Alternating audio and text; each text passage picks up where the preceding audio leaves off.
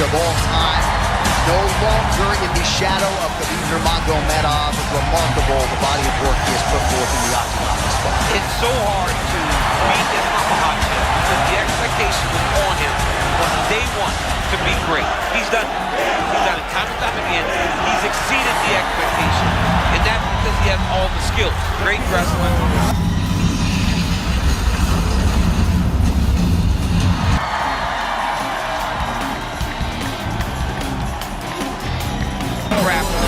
Great striking. The man can do it all inside the octagon. That is why.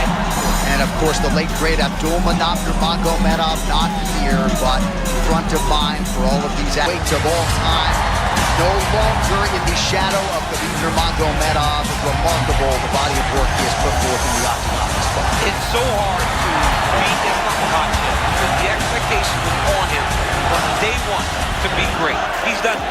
He's done it time and time again. He's exceeded the expectation. And that's because he has all the skills. Great wrestling.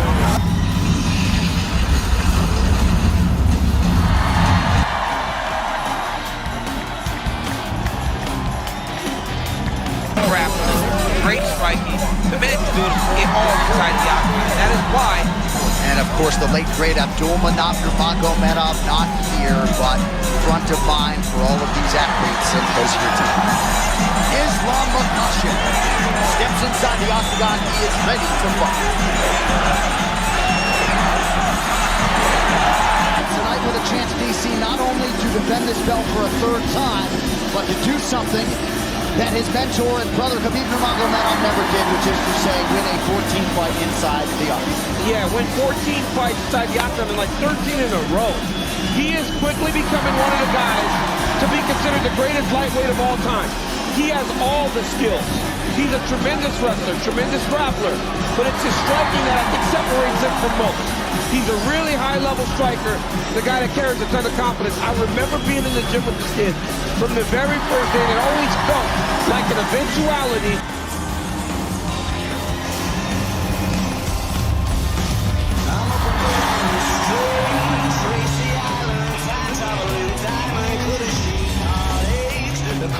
It's an entrance that's becoming almost iconic here at Cage Warriors.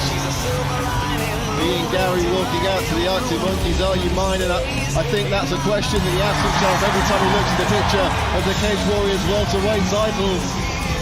I mean, if you believe everything that Ian Garry says, that belt's practically his already. Dan, is there any chance that this young man is overconfident, if anything? Well, it's always a possibility, but you don't get very far with a lack of confidence in this sport. And when it comes to throwing punches, you need confidence to commit to those things. And Rustam Akman, you've got to bear in mind, he's coming off 2 losses. He's been released from the UFC. That's not going to do wonders for his confidence. He's stepping in there against an undefeated fighter that's coming in with all of this confidence oozing out of him. I mean, that alone will put pressure on Rustam Akman because he knows he has to perform tonight. Gary's expected to perform.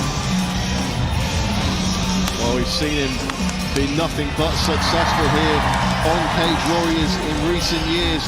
Put together a phenomenal record, and the wins just get a little... Tonight, the UFC world turns its attention to Philadelphia because one of the most fascinating matchups of the year is finally here. Islam Makhachev and Ian Machado Garry are about to collide in the main event of UFC 330.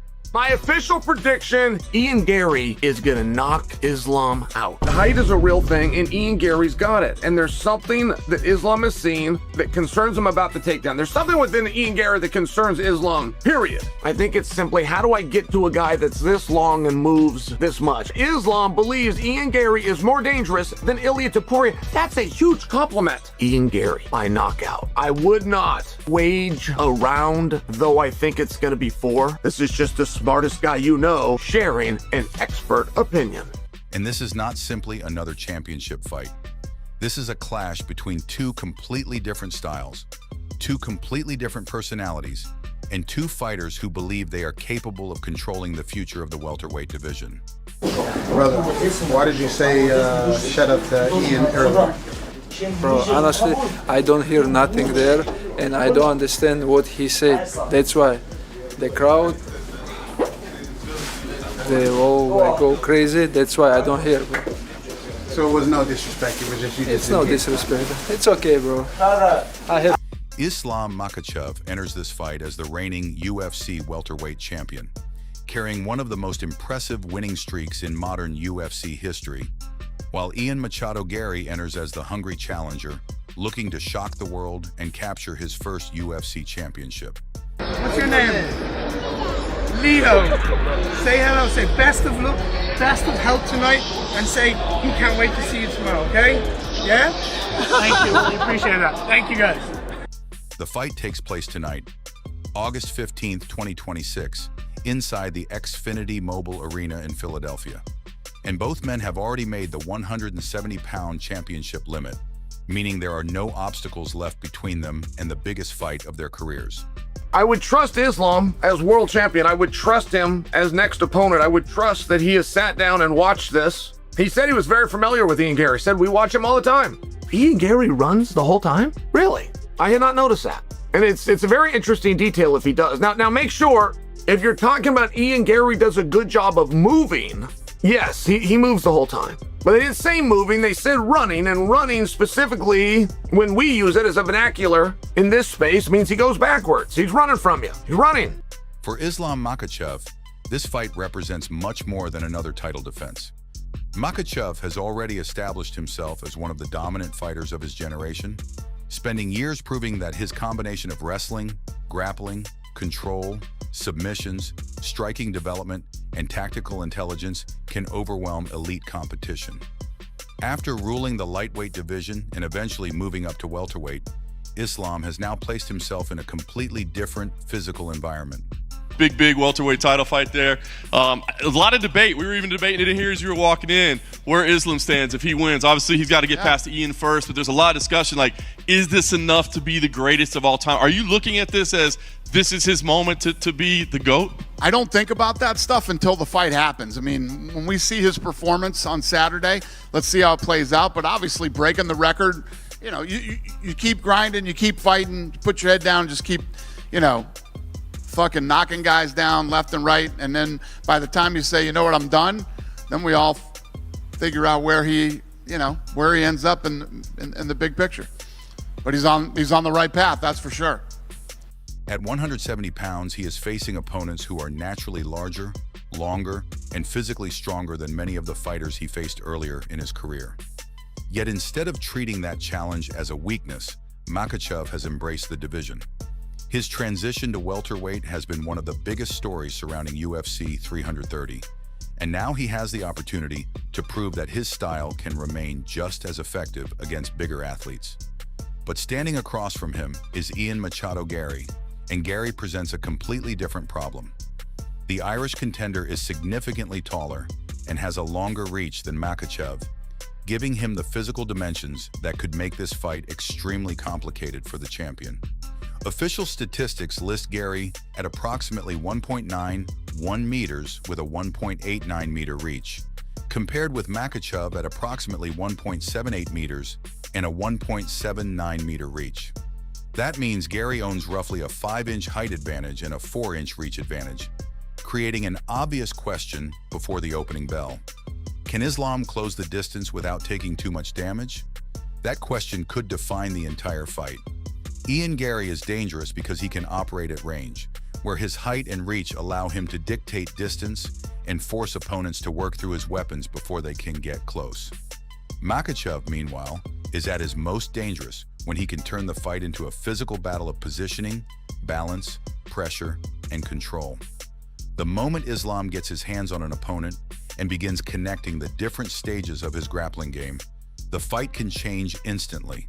A single successful entry can become a takedown, the takedown can become positional control, and positional control can eventually lead to ground and pound or a submission attempt. That is why Garry cannot afford to think about defending only one technique.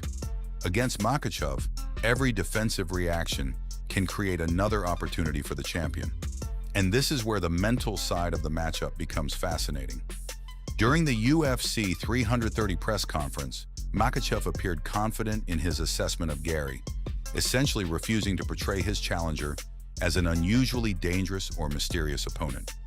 Makhachev acknowledged Garry's abilities, but did not appear intimidated by the Irishman's striking, wrestling, or jiu-jitsu. That confidence is important because Islam has spent years competing against elite opponents while remaining remarkably calm under pressure. Garry, however, has built his own identity around confidence. He believes that his skill set, size, preparation, and intelligence can create problems that Makhachev has never experienced before. There is also a fascinating difference in their physical preparation. Reports surrounding the fight have highlighted Makhachev's effort to add muscle while moving into the welterweight division, with reports suggesting he added approximately 5 kilograms during his transition. Garry, meanwhile, has discussed his vegan diet and the way he believes it supports his recovery, health, and preparation. These details might seem secondary compared with wrestling and striking, but in a fight between two elite athletes, physical preparation can become extremely important once the championship rounds arrive.